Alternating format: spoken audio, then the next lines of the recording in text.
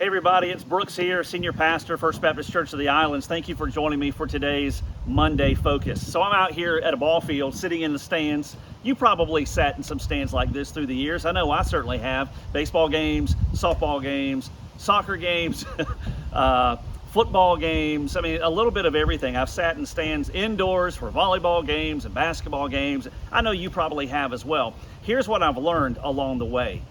That the outcome of the game is not at all determined by what I do in the stands. It's not at all determined in the least. I make no impact on the game by what I do in the stands. And I know it feels great sometimes to just yell and just have a great time, and I do a lot of times when I'm at ball games. But you know what? If your child's out there playing, and let's just say they play baseball, and they're playing on the infield and they boot one, right? They commit an error. I mean, you yelling at them saying, "Get down on the ball." They're probably not even going to hear that, right? It's not going to make any difference. If you're yelling at the team, "Come on, guys, let's get it going," it's not going to make a difference. They're not going to suddenly like, "Hey, that guy on the fourth row in the stands just told us to get it going. Let's get it going." It's not going to make a difference. No matter how much we think it's changing things, it really doesn't. When you think about life as a believer, and when you think specifically about living a life that makes an impact, listen, what we do in the stands of life, if we're in the stands, doesn't impact one person. It's when we get on the field in life and in ministry, that's what makes a difference. There's this misunderstanding regarding ministry, that somehow this mystical church exists out there in the wild blue yonder, right? And this mystical church somehow operates in and of itself to automatically accomplish ministry. Doesn't work that way, right? If a church comprised of people who really are the church, if those people don't have a heart to get out of the stands onto the field, ministry is not going to happen.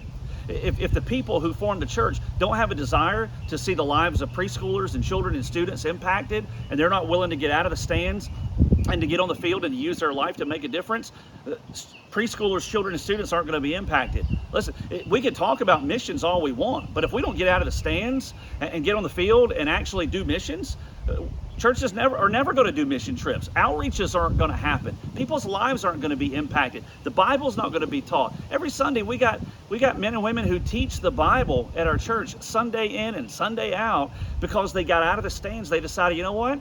I'm going to teach the Bible. And they prepare and they get in there and they pray for the class and they're doing the work of ministry, and God's using them to make a difference because they left the stands and they got on the field. Right? And that's what God calls every one of us to do. 1 Peter chapter 4, verse 7, the first part of verse 7 says, "The end of all things is near." I'm not going to read the rest of verse 7 or 8 or 9. I'm just going to pause right there. The end of all things is near. That was Peter's assessment. And I think it was a pretty accurate assessment. We don't know how much longer we have on this earth and how much longer this earth is even going to be in existence till Jesus comes back, right? The time is short. Peter goes on at the end of verse 7, 8, and 9 to tell some things to do in light of the fact that the end is near. But listen what he says in verse 10. He says, "As each one has received a special gift, employ it in serving one another as good stewards of the manifold grace of God." In other words, because the end is near, time is short, because we have a relationship with God who's filled us and equipped us, he says, get out of the bleachers and get on the field. Right? Because change isn't going to come, game isn't going to be impacted in people's lives unless we leave the stands and engage them where everything is taking place, on the ball field of life. So I don't know where you are today. If you're on the field and you're serving, listen, I know you take some shots out there. Sometimes you get knocked down. Sometimes you feel like you're never gonna see victory. Sometimes you take some bumps along the way. Don't give up. That's you. Others of you're in the stands. You've been in the stands too long, and sometimes those stands look like a church pew or a church seat or just kind of an apathetic attitude. Listen, man, it's time. God has called you. The God of the universe who saved you has called you to live your life to make a difference.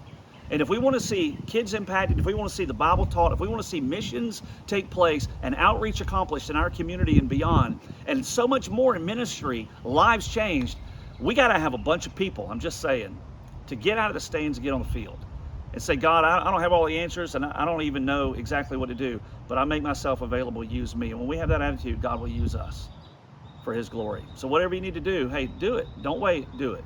Out of the stands onto the field to the glory of God. That's your Monday focus. God bless you.